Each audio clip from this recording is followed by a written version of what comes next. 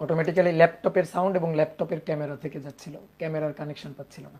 এবার ঠিক আছে, ওকে, এবার ঠিক আছে। ডিয়ার স্টুডেন্ট, সবাইকে সবাইকে শুভেচ্ছা জানাচ্ছি আজকের ক্লাসে। তো তোমরা আশা করি সবাই ভালো আছো, সবাই সুস্থ আছো। অনেক দিন পর তোমাদের সাথে দেখা হলো। 26 ব্যাচে তোমাদের অপার ভাইয়া ক্লাস নিচ্ছিল। সো অপার ভাইয়ের ক্লাস নেওয়ার পরে আজকে থেকে আমার আবার নতুন আরেকটা অধ্যায় শুরু হলো। এবার শোনো, এই অধ্যায়ের বৈশিষ্ট্য কি? এই অধ্যায়ের বৈশিষ্ট্য হচ্ছে এই অধ্যায়টা জিওমেট্রিক্যাল অপটিক্স, একটা খুব ইম্পর্টেন্ট অধ্যায়। তোমাদের আগের অনেকগুলো ব্যাচ এই অধ্যায়টা কিন্তু পড়ে নাই। তাহলে তোমাদের থেকে নতুন করে আসলে এই অধ্যায়টা পড়ানো লাগতেছে আমাদের। এই অধ্যায়টা পড়াইছিলাম সেই কত 19 কি 20 ব্যাচে পড়ানো হয়েছিল। তো তারপরে দীর্ঘ ধরো 5 বছরের মতো বা 4 বছরের মতো পড়ানো হয় না এই অধ্যায়টা। কয়েকটা ব্যাচকে এই অধ্যায়টা বাদ দিয়েই পড়ানো হয়েছে, কারণ তারা শর্ট কোর্সে পড়ছে।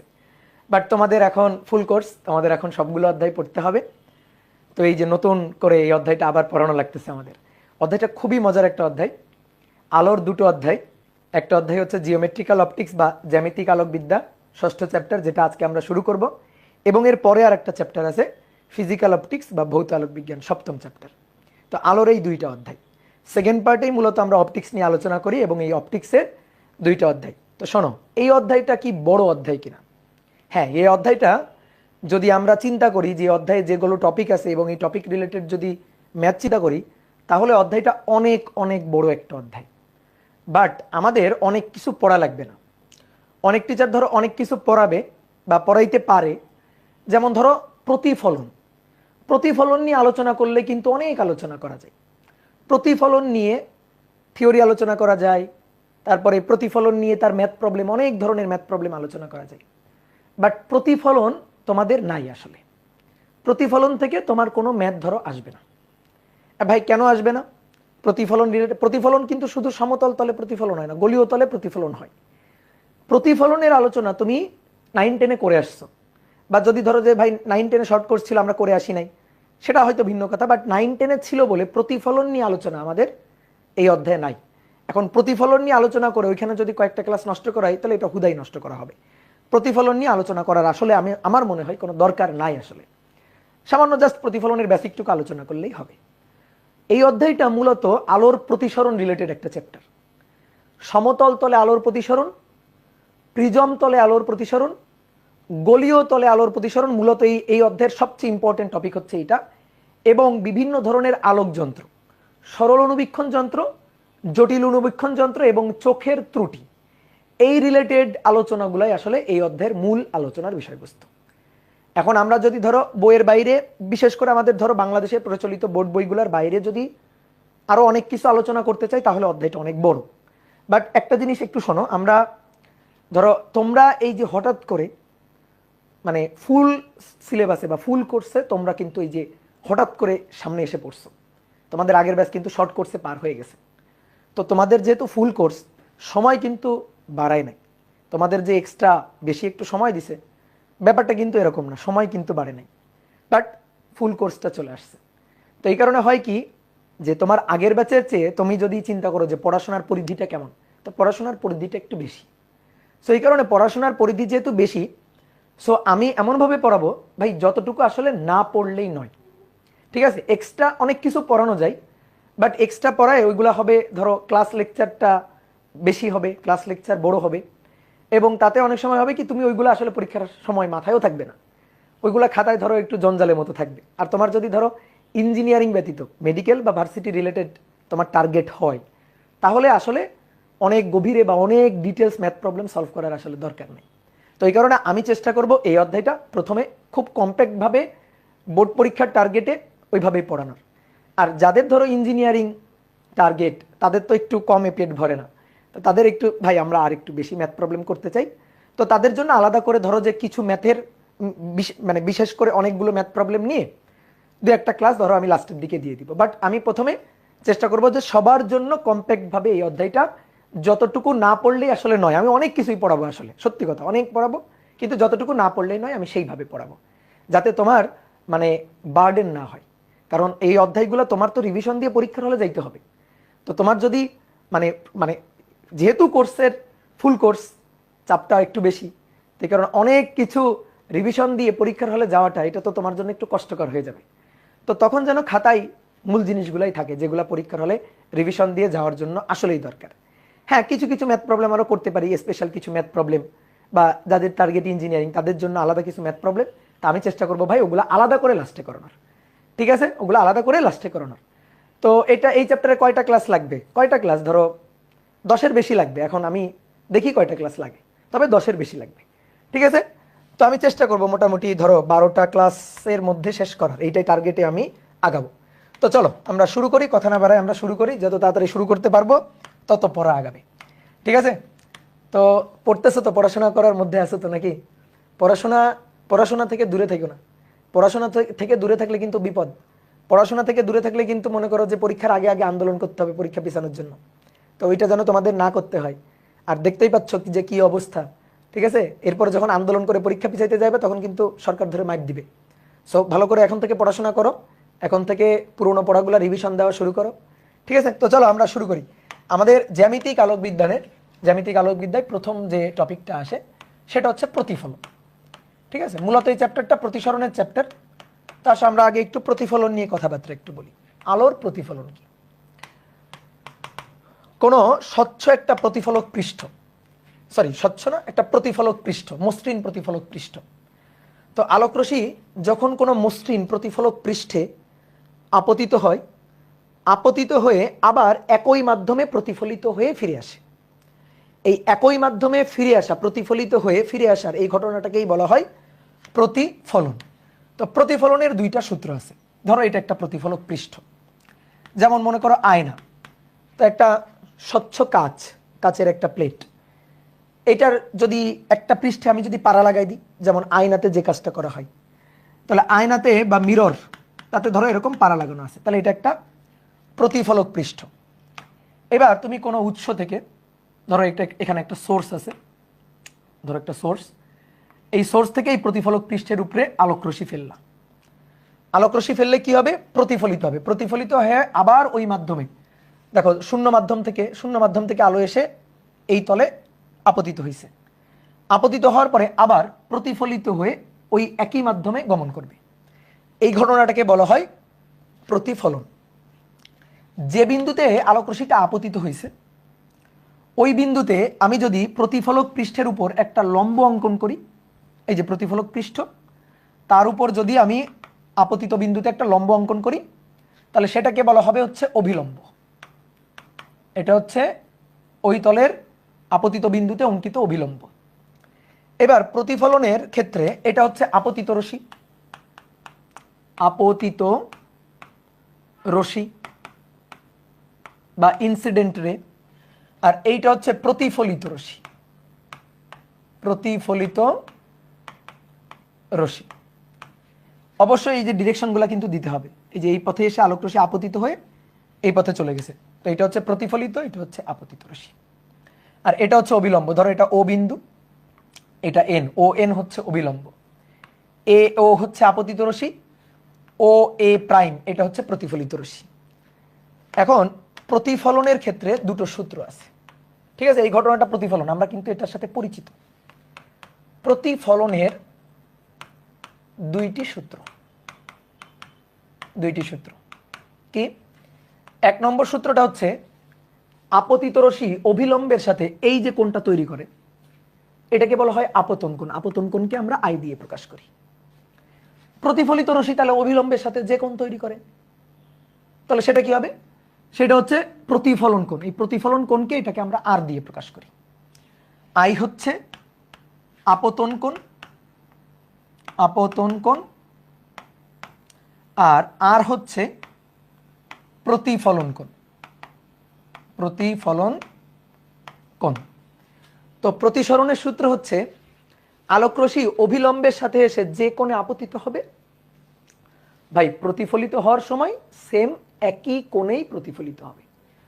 অর্থাৎ আপতন কোণ এবং প্রতিফলন কোণ ও প্রতিফলন কোণ পরস্পর সমান।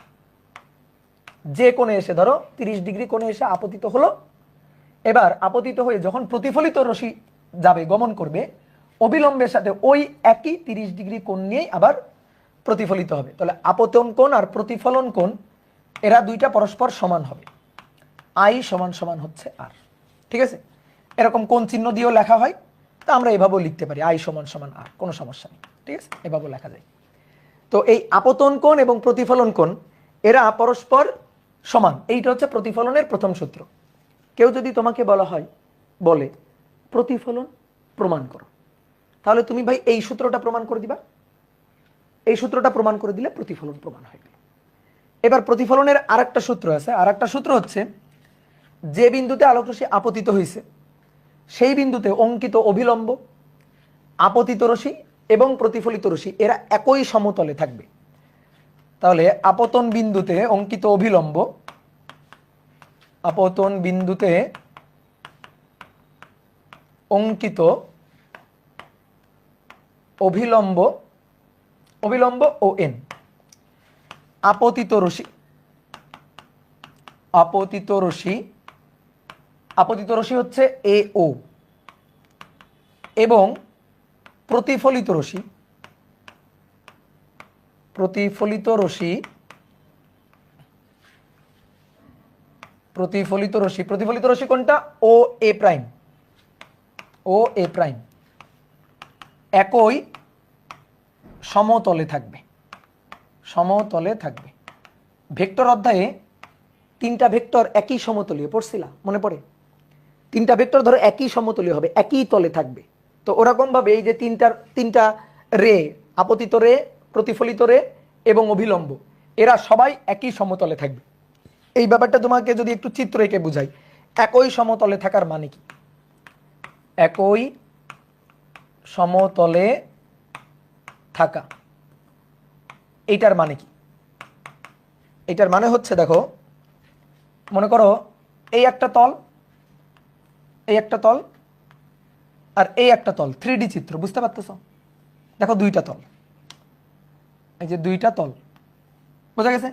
এই একটা তল আর এই একটা তল। ধরো ল্যাপটপ, ল্যাপটপ ল্যাপটপ খুলে রাখছো, তাহলে এই একটা তল আর এই একটা তল। এখন মনে করো আলোকরশ্মি এই পয়েন্টে আপতিত হইল, এই যে এই বিন্দুতে আলোকরশ্মি আপতিত হইল। তো ধরো এই তল বরাবর এসে আপতিত রশ্মি এই পয়েন্টে আপতিত হইল। তো এই বিন্দুতে অঙ্কিত অভিলম্ব ধরো এটা, এই যে অঙ্কিত অভিলম্ব। এবার প্রতিফলিত রশ্মি, প্রতিফলিত রশ্মি সেটা কি অন্য কোনো তলে যাবে? সেটা কি ধরো অন্য কোনো তলে থাকবে? ধরো এরকম ভাবে থাকবে, এরকম ভাবে থাকবে? উত্তর হচ্ছে না, এটা হইতে পারে না, এটা সম্ভব না, এটা সম্ভব না। প্রথম কথা হচ্ছে প্রতিফলিত রশ্মি থাকবে একই মাধ্যমে এবং সেটা থাকবে একই তলে। তো এইটা দেখো, এই দুইটা যে তলে আছে এই কিন্তু অন্য তলে চলে গেছে, তো এইটা হইতে পারে না, এটা কিন্তু একই তলে থাকা না, এটা একই তলে হলো না। এটা ও এন যে তলে, ও এ একই তলে থাকলো, কিন্তু ও এ প্রাইম এটা চলে গেছে অন্য তলে, এটা হইতে পারে না। তো তিনটা একই তলে থাকবে, তার মানে কি তিনটা একই তলে থাকবে। আমি তোমাকে একটু 3D চিত্র একেই দেখাই। ধরো এইটা হচ্ছে একটা তল, এই যে এটা হচ্ছে একটা তল। তো ধরো এইটা হচ্ছে প্রতিফলক পৃষ্ঠ,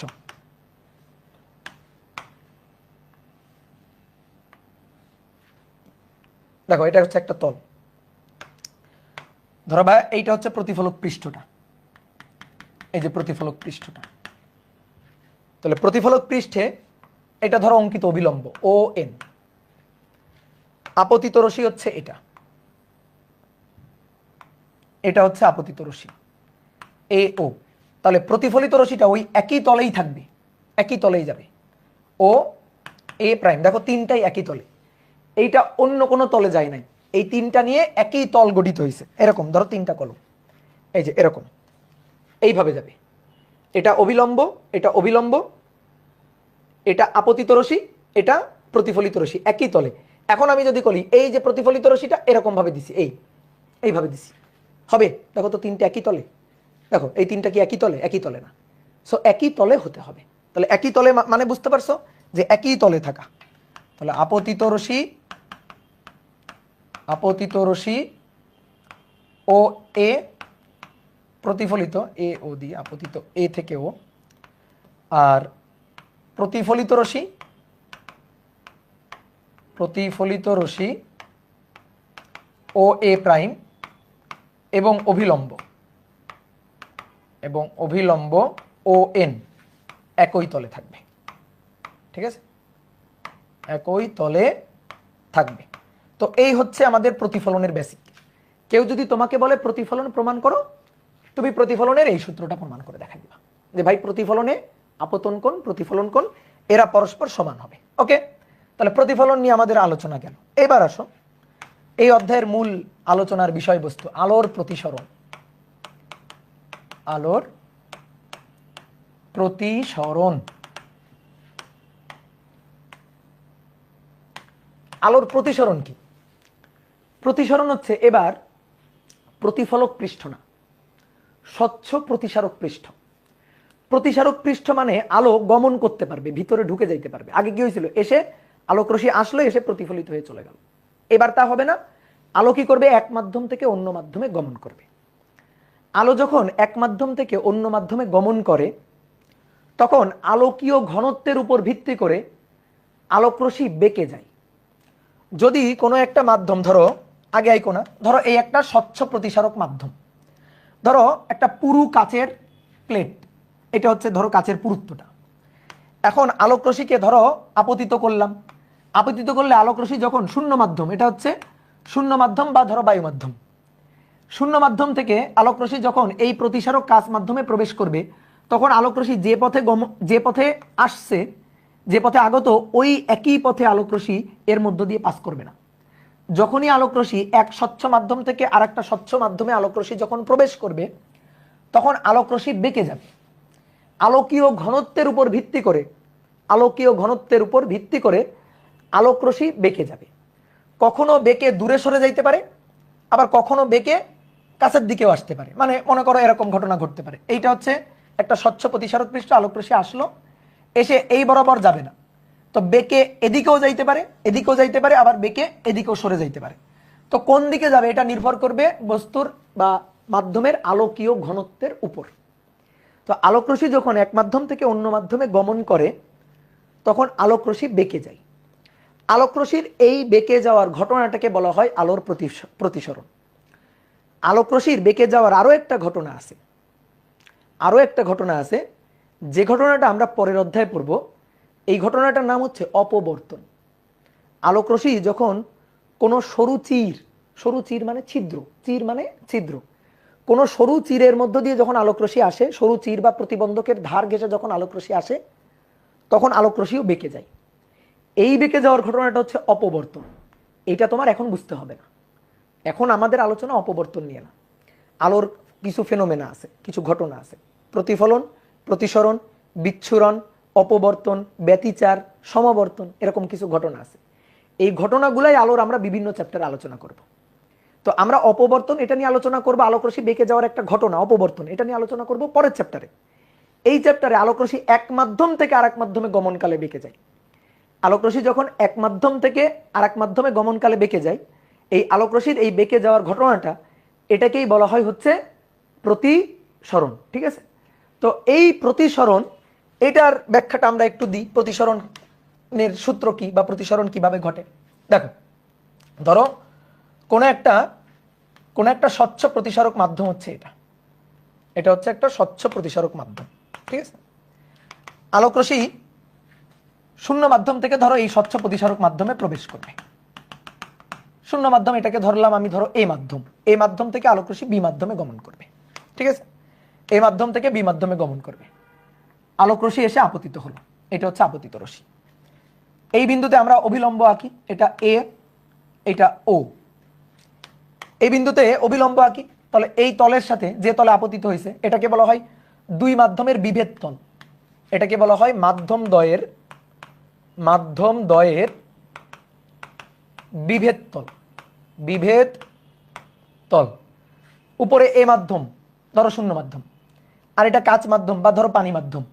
দুই মাধ্যম কোথায় সংস্পর্শ হয়েছে, কোথায়, এখানে না, এটাকে বলা হচ্ছে দুই মাধ্যমের বিভেদ তল। তাহলে এটা হচ্ছে দুই মাধ্যমের বিভেদ তল।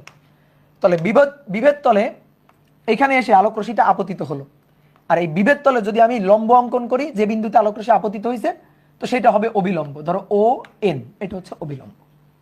এবার আলোক রশ্মি দেখো নরমালি কি হইতো, মাধ্যম যদি চেঞ্জ না করতো, এক মাধ্যম থেকে আরেক মাধ্যমে যদি আলোক রশ্মি গমন না করতো, তাহলে আলোক রশ্মি দেখো সোজা কিন্তু এই বরাবরই চলে যাইতো, সোজা এই বরাবর চলে যাইতো।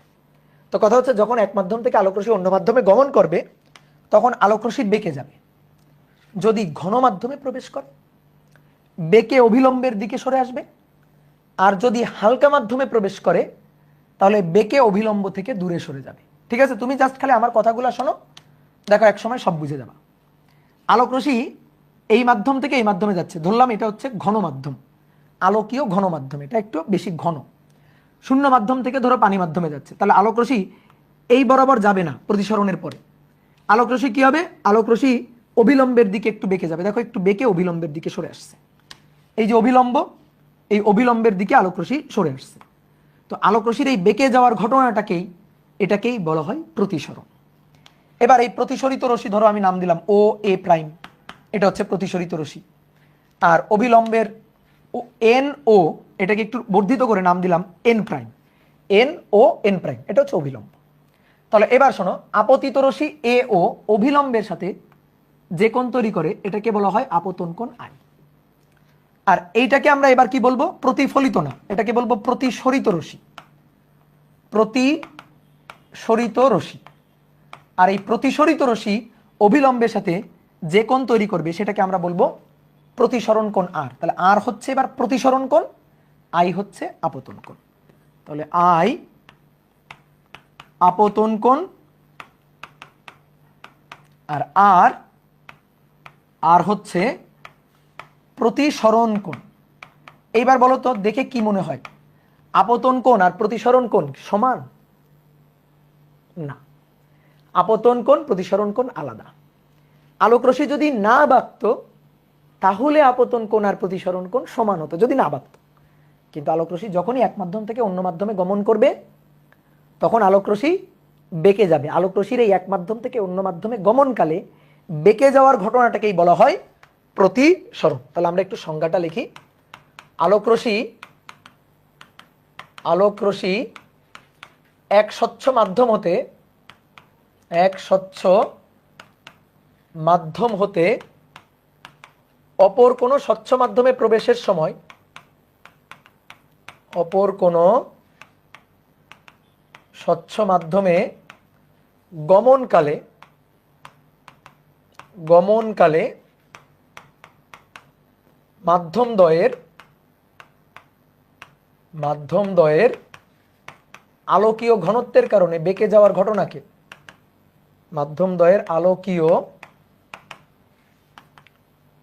ঘনত্বের কারণে আলোক রশ্মির বেঁকে যাওয়ার ঘটনাকে প্রতিসরণ বলে। বলো, মুখস্থ করা লাগবে। আলোক রশ্মির বেঁকে যাওয়ার ঘটনাকে প্রতিসরণ বলে। ঠিক আছে, এই হচ্ছে প্রতিসরণের সংজ্ঞা। আলোক রশ্মি এক মাধ্যম থেকে অন্য মাধ্যমে গমন করবে, বেঁকে যাবে, এই বেঁকে যাওয়ার ঘটনাটা প্রতিসরণ। আর কেন বেঁকে যাবে? আলোকীয় ঘনত্বের কারণে। কারণ এই মাধ্যমের আলোকীয় ঘনত্ব যা, এই মাধ্যমের আলোকীয় ঘনত্ব তাই না। তাহলে দুই মাধ্যমের আলোকীয় ঘনত্ব আলাদা হওয়ার কারণে তোমরা দাদা কয়টা ক্লাস লাগবে, আমি একটা কাজ করি, আজকের ক্লাসটা আমি নেওয়া বাদ দিয়ে আমি খালি বলি কয়টা ক্লাস লাগবে। ঠিক আছে, আমি খালি বলতেই থাকি কয়টা ক্লাস লাগবে, বুঝছো? ধরো আমি কোন স্টুডেন্টদের সবচেয়ে অপছন্দ করি, যারা জিজ্ঞেস করে কয়টা ক্লাস লাগবে, এই স্টুডেন্টগুলোর আমি সবচেয়ে অপছন্দ করি। তুমি বলো, তুমি আমার অপছন্দের স্টুডেন্ট হবা? ধরো অপছন্দের লিস্টে, মানে যদি আমাকে জিজ্ঞেস করো ভাই আপনার অপছন্দের জিনিসটা কি, সবচেয়ে অপছন্দ, ধরো তুমি অনেক সময় অনেক কিছু অপছন্দ করো, তো সবচেয়ে অপছন্দের জিনিসটা কি? আমার সবচেয়ে অপছন্দের জিনিসটা হচ্ছে যে স্টুডেন্টগুলো জিজ্ঞেস করে, এগুলার আমার সবচেয়ে অপছন্দের লিস্টে প্রথমে থাকবে যে স্টুডেন্টগুলো জিজ্ঞেস করে, ক্লাস শুরুর আগেই জিজ্ঞেস করে কয়টা ক্লাস লাগবে। আমি প্রথমে বলেও নিছি একবার কয়টা ক্লাস লাগবে, তারপরও খালি দাদা প্লিজ বলেন, দাদা প্লিজ বলেন, দাদা প্লিজ বলেন, কয়টা ক্লাস লাগবে দাদা প্লিজ বলেন। কমেন্ট করবা না পড়বা বলো? ঠিক আছে, কমেন্ট করবা না পড়বা? দেখছো না, 26-এর পোলাপান ভালো না, 27-এর পোলাপানগুলো ভালো, এরা পড়াশোনা করে। ঠিক আছে, দিলা, মনটা খারাপ করে দিলা, আর তোমাদের পড়াইতে আর ভালো লাগবে না। কি পড়াচ্ছিলাম বলো?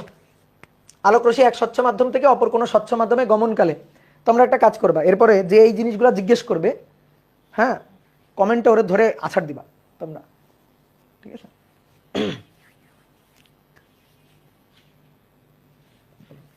না, আজকে আর ক্লাসই নিব না, বাদ, আজকে ক্লাসই নিব না।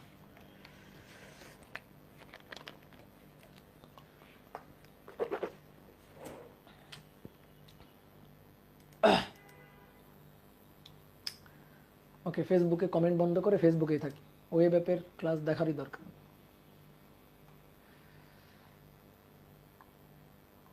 ওয়েব অ্যাপের এদের কমেন্ট দেখারই দরকার।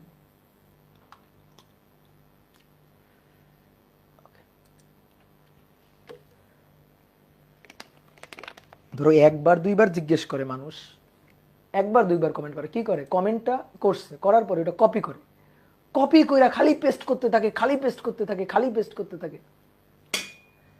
ঠিক আছে, প্রথম ক্লাসে দেখবা সব ঢুকছে, পরের দিনের ক্লাসে দেখবা নাই, একটা ক্লাস করে দেখবা সব সিলেবাস শেষ করে ফেলছে।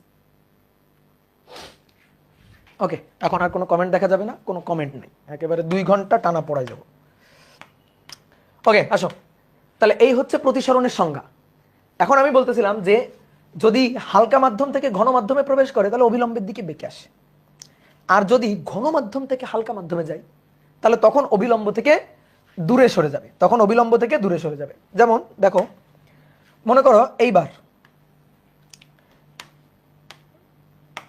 এটা হচ্ছে মাধ্যমের বিভেদ তল, মাধ্যমের বিভেদ তল, এটা হচ্ছে ঘন মাধ্যম, এই যে এটা হচ্ছে ঘন মাধ্যম। এবার আলোক রশ্মি ঘন মাধ্যম থেকে ধরো হালকা মাধ্যমে আসবে, এটা অবিলম্ব, ধরো ও এন, আলোক রশ্মি আপতিত হলো, এটা ধরো আপতিত রশ্মি, এটা ধরো আপতিত রশ্মি এ ও। এবার এই কোণটা আপতন কোণ আই। এবার দেখো তুলনামূলক এটা আলোকীয় ঘন, এই মাধ্যমটা আলোকীয় ঘন, বি মাধ্যমটা আলোকীয় হালকা। ঘন মাধ্যম থেকে যখন আলোকীয় হালকা মাধ্যমে প্রবেশ করে তখন অবিলম্ব থেকে দূরে সরে যাবে। দেখো যদি না বাঁকতো তো এই বরাবর যাওয়ার কথা ছিল, না বাঁকলে এই বরাবর যাওয়ার কথা ছিল, বেঁকে যাবে। ঘন থেকে হালকাতে যাচ্ছে তাহলে অবিলম্ব থেকে দূরে সরে যাবে, অবিলম্ব এটা অবিলম্ব থেকে দূরে সরে যাবে, এইভাবে যাওয়ার কথা ছিল, তো কি হবে, দূরে সরে যাবে। তাহলে অবিলম্ব থেকে এই যে দূরে সরে গেল, তাহলে এটা হচ্ছে এ প্রাইম, ও এ প্রাইম। অবিলম্বের সাথে প্রতিসরিত রশ্মি যে কোণটা তৈরি করে সেটা হচ্ছে প্রতিসরণ কোণ আর। তাহলে আবারও এই আই, এটা আপাতন কোণ, আর এটা হচ্ছে প্রতিসরণ কোণ, প্রতিসরণ কোণ। এবার আসো প্রতিসরণের সূত্র কি। ঠিক আছে, প্রতিসরণের 2টা সূত্র আছে, প্রতিসরণেরও 2টা সূত্র। তাহলে লিখি প্রতিসরণের সূত্র, প্রতিসরণের 2টি সূত্র। একটা সূত্র প্রতিফলনের মতোই, একটা সূত্র প্রতিফলনের মতোই। ধরো এটা ঘন মাধ্যম, আমাদের চিত্র না আঁকলেও চলবে যেহেতু আমাদের চিত্রগুলো ওই পৃষ্ঠায় চলে গেছে, তাই আমি একটু দেখাচ্ছি।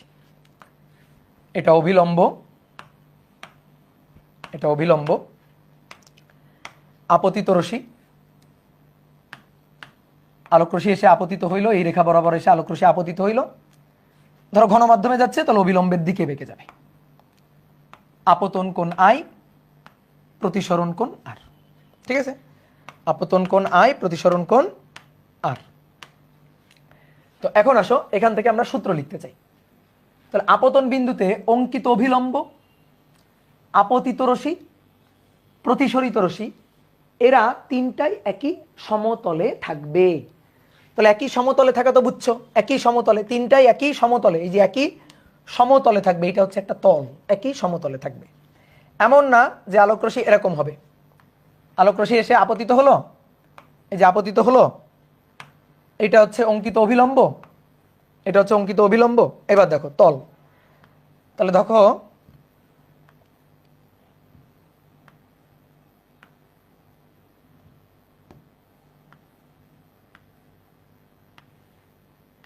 এই, তাহলে ধরো ও এ আপতিত রশ্মি, এটা অঙ্কিত অবিলম্ব, এইটা হয়ে গেল হচ্ছে প্রতিসরিত রশ্মি ও এ, এ প্রাইম।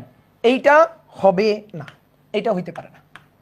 কি হয়েছে, এই দুইটা যে তলে আছে, দেখো এই দুইটা যে তলে আছে, এইটা অন্য আর একটা তলে চলে গেছে, এটা অন্য আর একটা তলে চলে গেছে, এটা হইতে পারবে না। তাহলে তিনটাই একই তলে থাকতে হবে। তাহলে এটাই হচ্ছে প্রথম সূত্র। তাহলে একটা সূত্র হচ্ছে আপতিত রশ্মি এ ও অঙ্কিত অভিলম্ব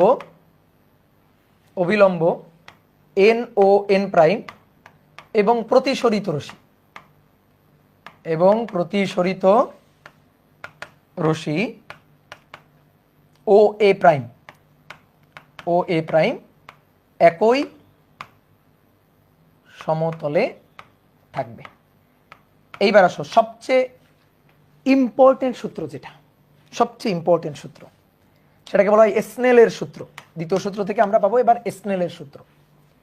তাহলে প্রতিসরণের 2 নম্বর সূত্রটা, যেটা 2 নম্বর সূত্র হচ্ছে, শোনো, আলোক রশ্মি যখন এক মাধ্যম থেকে অন্য মাধ্যমে গমন করে, তখন এই দুই মাধ্যমের নির্দিষ্ট এক জোড়া মাধ্যমের জন্য, দুইটা মাধ্যম মিলে একটা নির্দিষ্ট এক জোড়া মাধ্যম এবং একটা নির্দিষ্ট বর্ণের আলোর জন্য, ধরো আমি সবুজ বর্ণের আলো দিয়ে, লেজার লাইট দিয়ে এক্সপেরিমেন্ট করতেছি, আলোক রশ্মিটার বর্ণ কি, ধরো সবুজ অথবা ধরো লাল, যে কোনো একটা নির্দিষ্ট বর্ণের জন্য এবং নির্দিষ্ট এক জোড়া মাধ্যমের জন্য আপতন কোণের সাইন এবং প্রতিসরণ কোণের সাইন, এদের অনুপাত সর্বদা ধ্রুব সংখ্যা হবে। তাহলে ভালো করে বুঝবা এবার কথাটা। দুই মাধ্যমের বিভেদ তল এটা, ধরো এটা ঘন মাধ্যম,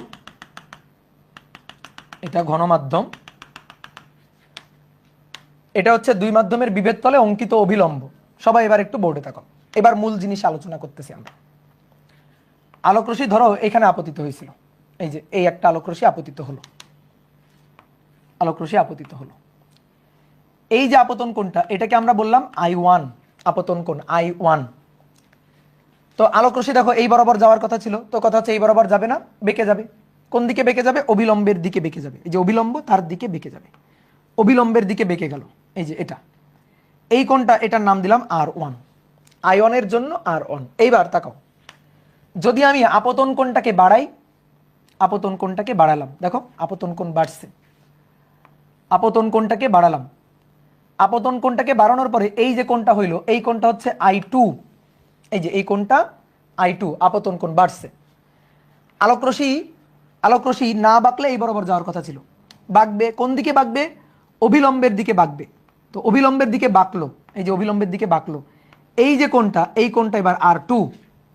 দেখো তো একটা জিনিস খেয়াল করে, আপতন কোণ I1 থেকে I2 হয়েছে, আপতন কোণ বাড়ছে না? বাড়ছে কিনা? বাড়ছে। আপতন কোণ বাড়লে প্রতিসরণ কোণ R1 থেকে R2 হয়েছে, দেখো প্রতিসরণ কোণও বাড়ছে।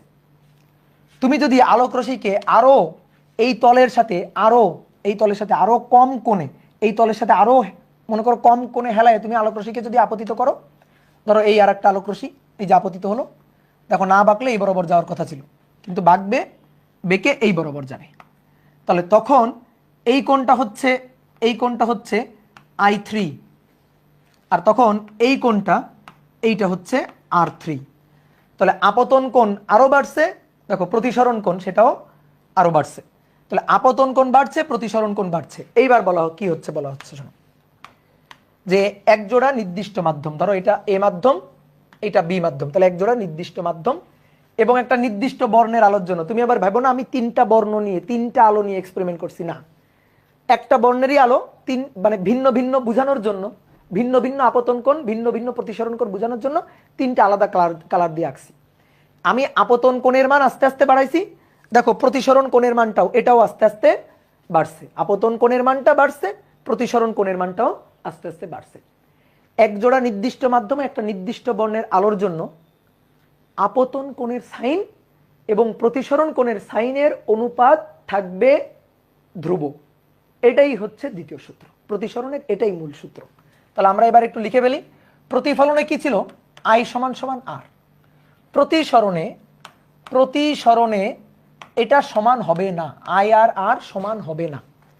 তাহলে এদের মধ্যে সম্পর্কটা কি হবে? এদের মধ্যে সম্পর্কটা হবে এক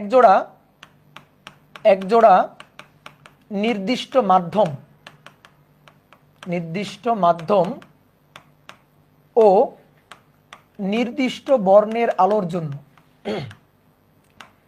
নির্দিষ্ট বর্ণের আলোর জন্য আপতন কোণের সাইন ও প্রতিসরণ কোণের সাইনের আপতন কোণের সাইন ও প্রতিসরণ কোণের সাইনের অনুপাত হবে ধ্রুব সংখ্যা। অনুপাত হবে ধ্রুব সংখ্যা। কথা বুঝছো? এইবার এই ধ্রুব সংখ্যাটাকে একটা জিনিস বলে, এই যে ধ্রুব সংখ্যাটা, একে বলা হয় প্রথম মাধ্যম সাপেক্ষে দ্বিতীয় মাধ্যমের প্রতিসারাঙ্ক। দ্বিতীয় মাধ্যমের প্রতিসারাঙ্ক, ঠিক আছে? এই হচ্ছে মাধ্যমের প্রতিসারাঙ্কের সংজ্ঞা, যে প্রথম মাধ্যম সাপেক্ষে দ্বিতীয় মাধ্যমের প্রতিসারাঙ্ক সাইন আই সাইন আর। তাহলে সবাই এবার একটু বোর্ডে তাকাও। প্রতিসারাঙ্ককে ইটা দিয়েও লেখা হয়, আবার প্রতিসারাঙ্ককে মিউ দিয়েও লেখা হয়। ঠিক আছে? তোমার যেটা ভাল লাগে তুমি সেইভাবে লিখবা, কোনো সমস্যা নেই। ইটা দিয়ে লিখতে পারো, মিউ দিয়েও লিখতে পারো। তো ধরো আমরা মিউ দিয়ে লিখলাম, যে মিউ এ মাধ্যম সাপেক্ষে বি মাধ্যমের প্রতিসারাঙ্ক এ মিউ বি। আমার একটু মিউ লেখাটা একটু উল্টা, ওটা ক্ষমা করে দিও। এ মিউ বি এটা equal to sine I divided by sine R. বুঝছো? Sine I one by R one, sine I two by sine R two, sine I three divided by sine R three. আমি আপতন কোণ change করব, প্রতিসরণ কোণ change হবে। আপতন কোণ বাড়াবো, প্রতিসরণ কোণও বাড়বে। তাহলে sine I sine R, sine I sine R, sine I sine R, অনুপাতটা থাকবে একটা ধ্রুব সংখ্যা। এই ধ্রুব সংখ্যাটাকেই বলা হবে প্রথম মাধ্যম সাপেক্ষে দ্বিতীয় মাধ্যমের। প্রথম মাধ্যমটা কি ছিল? এ, দ্বিতীয় মাধ্যমটা বি। এ মাধ্যম সাপেক্ষে বি মাধ্যমের প্রতিসারাঙ্ক। তাহলে এ সাপেক্ষে বি এর প্রতিসারাঙ্ক এ মিউ বি।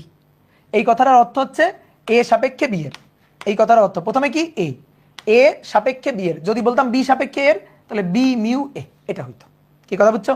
তাহলে আমরা যদি একটাই লিখি এ মিউ বি, তাহলে এটা ইকুয়াল টু কি দাঁড়াবে? Sine I divided by sine R. এটাই হচ্ছে প্রতিসরণের সূত্র। কথা বুঝছো?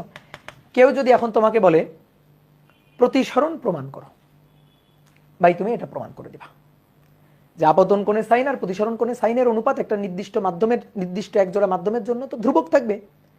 তো সেই ধ্রুব সংখ্যাটাই হচ্ছে প্রথম মাধ্যম সাপেক্ষে দ্বিতীয় মাধ্যমের প্রতিসারাঙ্ক, অর্থাৎ এ মিউ বি। ধরো তুমি পানির প্রতিসারাঙ্ক বের করবা। পানির আলোক রশ্মি যাচ্ছে শূন্য মাধ্যম থেকে পানি মাধ্যমে, শূন্য মাধ্যম তার থেকে শূন্য মানে বায়ু মাধ্যম, তা থেকে ধরো স্বচ্ছ পানি মাধ্যমে। তাহলে তুমি কি করবে? ধরো পানি প্রতিসারাঙ্ক বের করবা। পানি প্রতিসারাঙ্ক হচ্ছে শূন্য মাধ্যম সাপেক্ষে পানি প্রতিসারাঙ্ক 1.33। ভাই কিভাবে বের করবা? খুবই সহজ। তুমি প্রথমে একটা স্বচ্ছ পানির পৃষ্ঠ নিবা, যে পানি একটা পানি মাধ্যম। এই নেওয়ার পরে তুমি একটা বিন্দুতে আলোক রশ্মি আপতিত করবা। আপতিত করলা, একটা আলোক রশ্মি আপতিত করলা। আপতিত করার পরে অবিলম্বের সাথে তার কোণ দেখবা, কোণটা মাপবা, এবং আলোক রশ্মি প্রতিসরিত হবে। প্রতিসরিত হওয়ার পরে প্রতিসরিত রশ্মির সাথে অবিলম্বের কোণ দেখবা। তাহলে তুমি আই পাইলা, তুমি আর পাবা। এবার তারপরে mu equal to A mu B, এটা equal to sine I by sine R বসাই দিবা। বসাই দিয়ে তুমি যে কোনো মাধ্যমের প্রতিসারাঙ্ক এভাবে এক্সপেরিমেন্ট করে হিসাব নিকাশ করতে পারবা। এটাকেই বলা হচ্ছে স্নেলের সূত্র, স্নেলস ল। ঠিক আছে? বিজ্ঞানী SNELL মনে হয়, স্নেলস ল। ঠিক আছে? বিজ্ঞানী স্নেলের সূত্রই হচ্ছে এটা। কি ক্লিয়ার? এবার আসো দেখো, এ মিউ বি এটা equal to sine I by sine R. A mu b যদি sine I by sine r হয়, এ মিউ বি এর উল্টাটা হবে 1 divided by B mu a. সহজ হিসাব। এটা কি? এ সাপেক্ষে বি এর প্রতিসারাঙ্ক যা হবে, এটা হবে বি সাপেক্ষে এর প্রতিসারাঙ্কের উল্টা রাশি, অর্থাৎ বি সাপেক্ষে এর প্রতিসারাঙ্কের উল্টা রাশি হবে এটা। অনেকে ভাই বিশ্বাস করি না, বিশ্বাস করতে হবেই না। আমি তোমাকে প্রমাণ করে দেখাচ্ছি, তোমার বিশ্বাস করতে হবেই না। তুমি দেখো আলোক রশ্মি ধরো হালকা মাধ্যম থেকে, হালকা এ মাধ্যম থেকে ঘন বি মাধ্যমে আলোক রশ্মি প্রবেশ করছে। এই যে এটা হচ্ছে ঘন মাধ্যম, আলোক রশ্মি হালকা থেকে ঘন মাধ্যমে প্রবেশ করছে। তাহলে আপতিত রশ্মি, আপতন কোণ আই, আর এটা প্রতিসরিত রশ্মি, এই প্রতিসরণ কোণ হচ্ছে আর। ঠিক আছে, ভালো করে বুঝবা। আলোক রশ্মি যদি আমি এদিক থেকে পাঠাই, আলোক রশ্মিটাকে যদি এদিক থেকে পাঠাই, এদিক থেকে যদি পাঠাই, তাহলে আলোক রশ্মি এই বরাবর গমন করবে। এবার যদি উল্টা কাজটা করি, ধরো টর্চ লাইট এখানে, আলোক উৎস এখানে, আলোক রশ্মিকে যদি আমি এই দিক থেকে পাঠাই, তাহলে এবার ঘন থেকে হালকাতে যাচ্ছে, অবিলম্ব থেকে দূরে সরে যাবে। এই যে অবিলম্ব থেকে দূরে সরে যাবে, তখন এইটা হবে আপতন কোণ, এইটা হবে প্রতিসরণ কোণ। আমি যদি আলোক রশ্মি এদিক থেকে পাঠাই, তাহলে ধরো এই কোণটা 60 ডিগ্রি, তাহলে 60 ডিগ্রি কি আপতন কোণ, প্রতিসরণ কোণ হচ্ছে 30 ডিগ্রি। তাহলে আমি যদি সেম আলোক রশ্মিটাকে এদিক থেকে পাঠাই, তখন এইটা হবে আপতন কোণ 30 ডিগ্রি, তখন প্রতিসরণ কোণটা হবে 60 ডিগ্রি। আমার কথা কি বুঝতে পারছো? ক্লিয়ার? তাহলে এদিক থেকে পাঠাচ্ছি, এটা আপতন কোণ, এটা প্রতিসরণ কোণ, এটা আপতন কোণ, এটা প্রতিসরণ কোণ, তাহলে সবাই একটু বোর্ডে থাকো। এ মাধ্যম থেকে আলোক রশ্মি বি মাধ্যমে যাচ্ছে, তাহলে এ মিউ বি এটা equal to sine I divided by sine R. A mu B equal to sine I by sine R. এবার আসো সেম জিনিসটাই তো শুধু তীর চিহ্ন উল্টায় দেব। এবার আলোক রশ্মি ঘন, আলোকীয় ঘন বি মাধ্যম থেকে আলোকীয় হালকা এই মাধ্যমে প্রবেশ করবে। এবার আলোকীয় ঘন বি মাধ্যম থেকে আলোকীয় হালকা এই মাধ্যমে প্রবেশ করবে। তাহলে দেখো এবার ভালো করে বুঝবা। এই যে উৎস এবার এখানে, এই যে এখান থেকে টর্চ লাইটের আলো ফেলা হচ্ছে, তাহলে আগে এই কোণটা ছিল 60, এই কোণটা ছিল 30, সেম। তাহলে এবার 30 ডিগ্রি কোণে আলোক রশ্মিকে আপতিত করি, 30 ডিগ্রি কোণে আলোক রশ্মিকে পাঠাই 30 ডিগ্রি। এটা কোন মাধ্যম? ঘন মাধ্যম। বুঝতে পারতেছ? এটা ঘন মাধ্যম। তাহলে যদি 30 ডিগ্রি কোণে আপতিত করা হয়, এই যে কোণটা 30 ডিগ্রি আপতিত করা হয়, তাহলে এবার কি যাচ্ছে? ঘন থেকে হালকাতে যাচ্ছে, তাহলে অবিলম্ব থেকে এই যে দূরে সরে যাবে, অবিলম্ব থেকে দূরে সরে যাবে। তো অবিলম্ব থেকে দূরে সরে ধরো এই কোণটা কত হইলো? এই যে 60 ডিগ্রি। 30 ডিগ্রিতে আপতিত হলে 60 ডিগ্রিতে যাবে, 60 ডিগ্রিতে আপতিত হলে 30 ডিগ্রিতে প্রতিসরিত হবে। তাহলে এই কোণটা হচ্ছে 60 ডিগ্রি, এই যে 60 ডিগ্রি ধরো। তো এই কোণটা এবার দেখো, এই কোণটা আমার আপতন কোণ, এই কোণটা আমার প্রতিসরণ কোণ। কথা বুঝছো? এটা আপতন কোণ, এটা প্রতিসরণ কোণ। আপতন কোণ বলে এটাকে আই, আবার এটাকে আর লিখো না, ঠিক আছে? একই কোণে না, আর কোণেই তো আপতিত হয়েছে, শুধু তীর চিহ্নটা উল্টা, তীর চিহ্ন রশিটা গেছে উল্টা। তো এই কোণটা কি ছিল? এই কোণটার নাম কি ছিল? আর ছিল। তো আর কোণেই মানে অনেকে ভাবে কি আর মানেই প্রতিসরিত হইতেই হবে। কেন ভাই?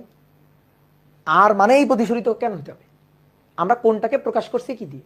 আর দিয়ে। আপতন কোণকে প্রকাশ করছি কি দিয়ে? আই দিয়ে। নরমালি এইভাবে প্রকাশ করছি। তা আমি যদি বলি না এবার আর কোণে আপতিত হয়েছে আর আই কোণে প্রতিসরিত হয়েছে, সমস্যা আছে কোথাও? সমস্যা আছে কোথাও? দেখো 60 ডিগ্রি কোণে আপতিত হলে 30 ডিগ্রিতে প্রতিসরিত হয়েছে, তাহলে 30 ডিগ্রি কোণে আপতিত হয়ে 60 ডিগ্রিতে প্রতিসরিত হবে ওই একই নির্দিষ্ট মাধ্যমের জন্য। আগেও যে মাধ্যম ছিল এখনো সেই একই নির্দিষ্ট মাধ্যম, এক জোড়া নির্দিষ্ট মাধ্যম। তাহলে এবার যদি আমি বলি আলোক রশ্মি কোথা থেকে কোথায় গেছে? ও সরি, তীর চিহ্নটা উল্টা হয়ে গেছে এখানকার, এই তীর চিহ্নটা উল্টা হয়ে গেছে। তীর চিহ্নটা তো এরকম হবে, তীর চিহ্ন এরকম হবে। আলোক রশ্মি ঘন থেকে হালকাতে গেছে, তাহলে এবার বি থেকে এতে গেছে, তাহলে বি মাধ্যম সাপেক্ষে এ মাধ্যমের প্রতিসারাঙ্ক হবে আপতন কোণের সাইন। এবার এইটা আপতন কোণ, আর এইটা এবার প্রতিসরণ কোণ। তাহলে সাইন আপতন কোণ আর প্রতিসরণ কোণ আই। কি কথা বোঝা গেছে? এবার তাকাও, sine I by sine r যদি এ মিউ বি হয়, তাহলে sine R divided by sine i, এটা উল্টাটা হবে। বা ধরো এটা 1 নং সমীকরণ, এটা 2 নং সমীকরণ। সুন্দর করে দুইটারে কি করতে ইচ্ছা করতেছে? ভাগ করতে ইচ্ছা করতেছে, করে দাও তো। তাহলে 1/2 A mu B, B mu A, equal to sine I divided by sine R, ভাগ এটা, তাহলে ভাগ হচ্ছে উল্টে যাবে, A mu B divided by B mu A, A mu B হ্যাঁ ডিভাইডেড বাই এইটা, তাহলে ভাগ sine R by sine I, কেন এ মিউ বি, ও আচ্ছা সরি ভাগ না, সরি ভাগ না, সরি গুণ দিতে হবে, 1 গুণ 2, সরি গলতি হয়ে গিয়া, এ মিউ বি আর বি মিউ এ গুণ দিব, সরি ভাগ তো না, এ মিউ বি গুণ বি মিউ এ, হ্যাঁ এবার ঠিক আছে, sine I divided by sine R গুণ sine R divided by sine I, তাহলে সাইন আই কাটাকাটি, সাইন আর কাটাকাটি, তাহলে দেখো তো এ সাপেক্ষে বি এর প্রতিসারাঙ্ক যা, সেটা হবে বি সাপেক্ষে এ এর প্রতিসারাঙ্কের উল্টা রাশি, দেখো হয়েছে কিনা। তো আমরা ধরো বিশ্বাস করি নাই, ওকে বিশ্বাস না করলে প্রমাণ দেখলাম, এ মিউ বি হবে বি মিউ এর উল্টাটা, কি ক্লিয়ার? প্রমাণ হয়েছে। তাহলে আমরা প্রতিসরণের দুটো সূত্র কিন্তু বুঝে ফেলছি, ঠিক আছে। এবার লিখো প্রতিসরণের সূত্রের সাধারণ রূপ, প্রতিসরণের স্নেলের সূত্রের সাধারণ রূপ, স্নেলের সূত্রের সাধারণ রূপ, সাধারণ রূপটা কি? স্নেলের সূত্রের সাধারণ রূপ,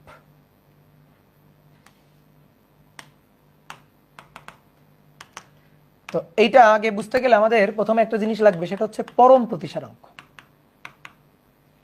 পরম প্রতিসারাঙ্ক,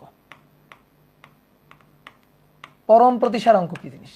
দেখো আগে আমরা কি করছি, আপেক্ষিক প্রতিসারাঙ্ক বের করছি। প্রতিসারাঙ্ক না দুই ধরনের হয়, এই যে এখানে আমরা যখন এই যে প্রতিসারাঙ্ক বললাম, প্রথম মাধ্যম সাপেক্ষে দ্বিতীয় মাধ্যমের প্রতিসারাঙ্ক, এটা হচ্ছে প্রথম সাপেক্ষে দ্বিতীয় আপেক্ষিক প্রতিসারাঙ্ক। এটা প্রতিসারাঙ্ক দুই ধরনের হয়, প্রতিসারাঙ্ক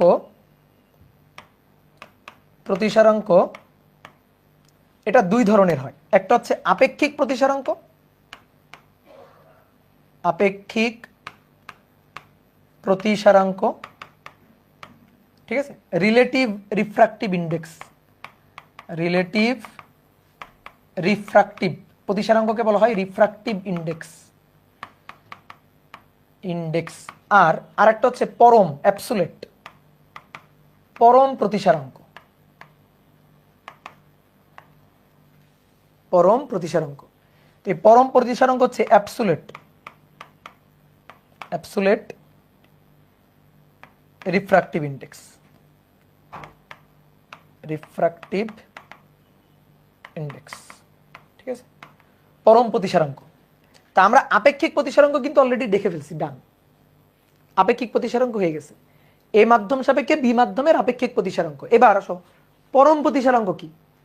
পরম প্রতিসারাঙ্ক হচ্ছে শূন্য মাধ্যমের সাপেক্ষে কোনো মাধ্যমের প্রতিসারাঙ্ক, শূন্য মাধ্যমের সাপেক্ষে কোনো মাধ্যমের প্রতিসারাঙ্ক, ঠিক আছে, এটাকে বলা হচ্ছে পরম প্রতিসারাঙ্ক। তাহলে আসো পরম প্রতিসারাঙ্ক,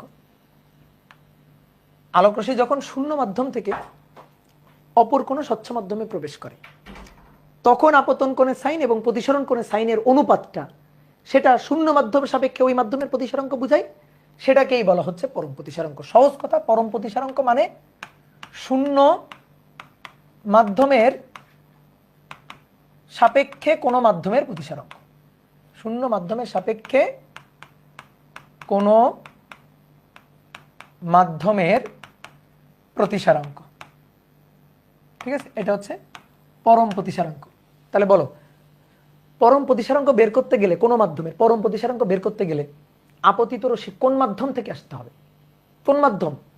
শূন্য মাধ্যম সাপেক্ষে, শূন্য মাধ্যম থেকে আসতে হবে। তাহলে আলোকরশ্মি শূন্য মাধ্যম থেকে অপর কোনো মাধ্যমে গমনকালে, আগে সংজ্ঞায় আমরা কি বলছি, আলোকরশ্মি যখন এক মাধ্যম থেকে আর এক মাধ্যমে গমন করে, তখন আপতন কোণের সাইন আর প্রতিসরণ কোণের সাইনের অনুপাত হচ্ছে প্রথম মাধ্যম সাপেক্ষে দ্বিতীয় মাধ্যমের প্রতিসারাঙ্ক। ভাই একই কথা।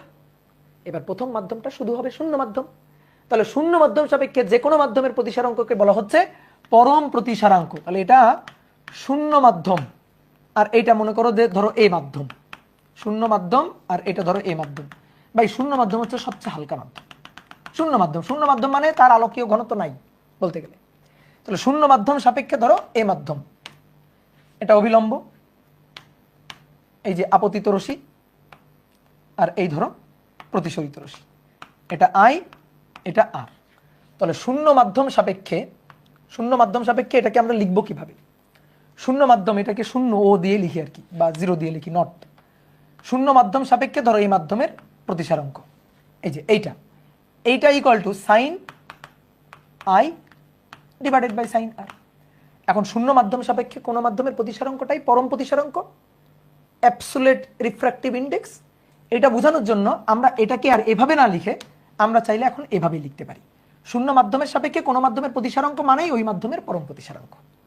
তাহলে শুধু এভাবে লিখতে পারি। তাহলে যখন আমি ধরো মিউ বি লিখবো, তা তোমার বুঝতে হবে এটা শূন্য মাধ্যম সাপেক্ষে বি মাধ্যমের প্রতিসারাঙ্ক, অর্থাৎ এটা হচ্ছে বি মাধ্যমের পরম প্রতিসারাঙ্ক। তাহলে আরেকবার একটু বলি শোনো, এ মিউ বি মানে এ মাধ্যম সাপেক্ষে বি মাধ্যম, আর শুধু মিউ বি মানে বি মাধ্যমের পরম প্রতিসারাঙ্ক, অর্থাৎ শূন্য মাধ্যমের সাপেক্ষে বি মাধ্যমের প্রতিসারাঙ্ক। কথা কি বুঝতে পারছো? তাহলে এটা হচ্ছে sine I divided by sine R. তাহলে পরম প্রতিসারাঙ্ক জিনিসটা আমরা বুঝলাম, ঠিক আছে? এবার আসো আমরা চাচ্ছিলাম স্নেলের সূত্রের সাধারণ রূপটা। সাধারণ রূপ খুবই সহজ। সাধারণ রূপটা হচ্ছে, স্নেলের সূত্রের সাধারণ রূপটা হচ্ছে মাধ্যমের প্রতিসারাঙ্ক, মাধ্যমের প্রতিসারাঙ্ক গুণ ওই মাধ্যমে অভিলম্বের সাথে কোণের সাইন, অভিলম্বের সাথে কোণের sine equal to constant, equal to ধ্রুবক। এটাই হচ্ছে সাধারণ রূপ। ম্যাথ করার জন্য সবচেয়ে কাজের সূত্র। ম্যাথ করতে গিয়ে a mu B equal to লিখতে গিয়ে অনেকের মনে করো ঘাম ছুটে যায়। তাহলে ওগুলা বাদ। ম্যাথ করার জন্য আমরা কি করব, যে কোনো মাধ্যমের প্রতিসারাঙ্ক তার সাথে সেই মাধ্যমে যে কোণ আছে, সেই মাধ্যমে অবিলম্বের সাথে যে কোণ আছে সেই কোণের সাইন অনুপাত গুণ করে দিব, এবং গুণ করে দিয়ে ধ্রুবক। ভাই বুঝি নাই, বুঝাইনি তো, তুমি বুঝবা কেমনে? এবার আসো, ধরো মাধ্যমের বিভেদ তল, এইটা হচ্ছে ধরো একটা মাধ্যম, ধরো উপরে মাধ্যমের তুলনায় এই মাধ্যমটা ঘন, উপরে মাধ্যমটা এ, নিচের মাধ্যমটা বি। আলোক রশ্মি এ মাধ্যম থেকে ধরো বি মাধ্যমে গমন করছে,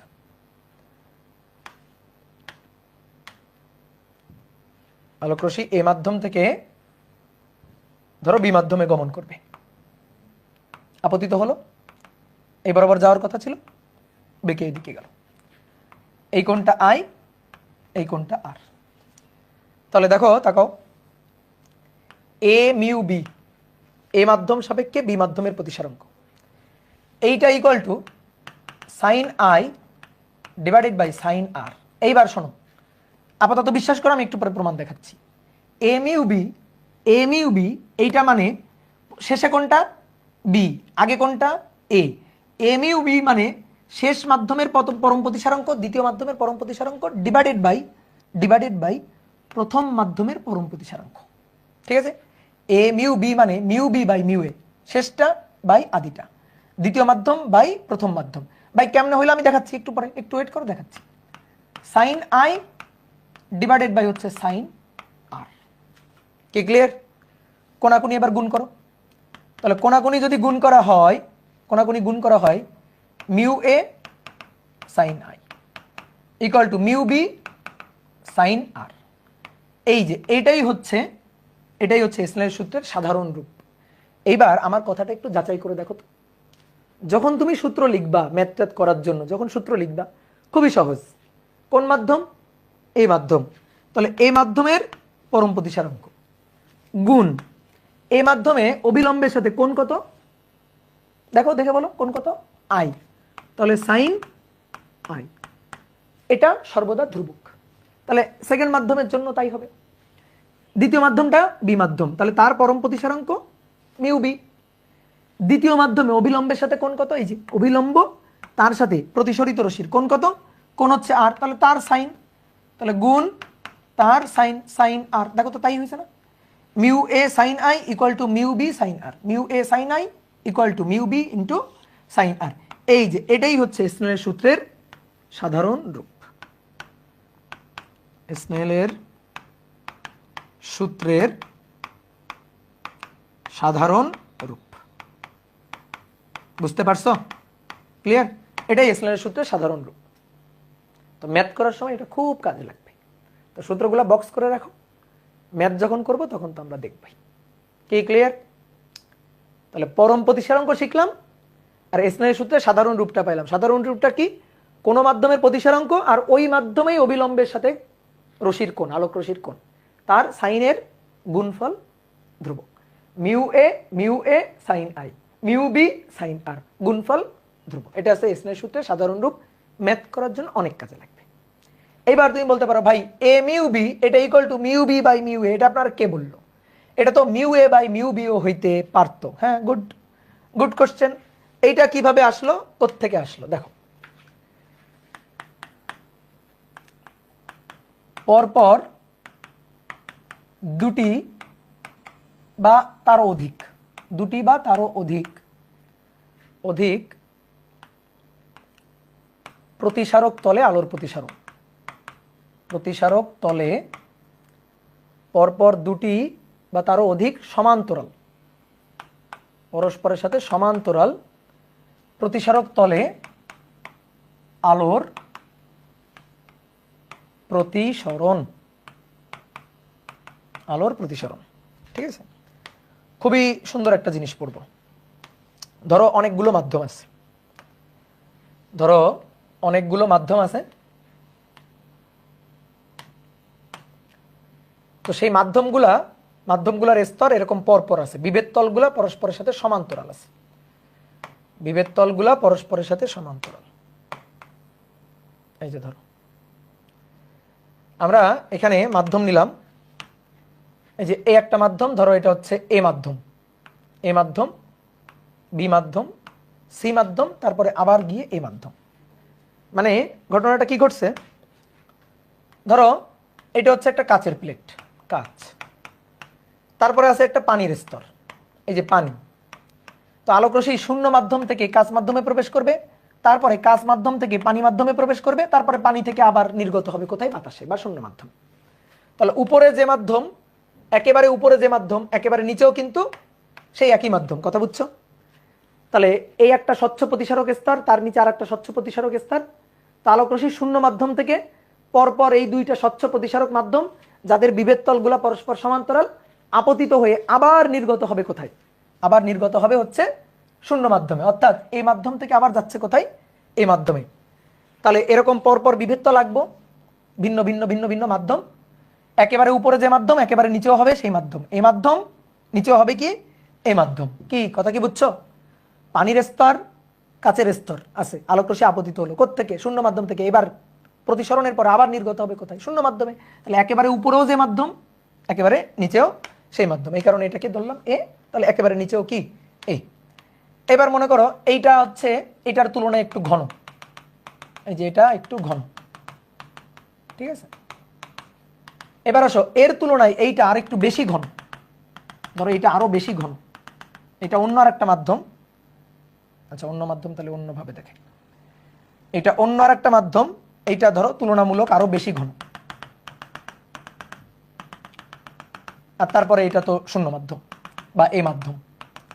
এরকম দুটো মাধ্যম আছে, বিভেদ তলগুলা পরস্পর সমান্তরাল, এই একটা এই একটা এই একটা, এগুলা কি? বিভেদ তল। তাহলে বিভেদ তলগুলা পরস্পর সমান্তরাল, ভালো করে এই কথাটা বুঝবা। বিভেদ তল পরস্পর সমান্তরাল না হলে কিন্তু এই সূত্র খাটবে না, এই কারণে এই কথাটা বলা হয়েছে, এই যে সমান্তরাল। বিভেদ তল গুলো পরস্পর সমান্তরাল, বিভেদ তলগুলো পরস্পর সমান্তরাল।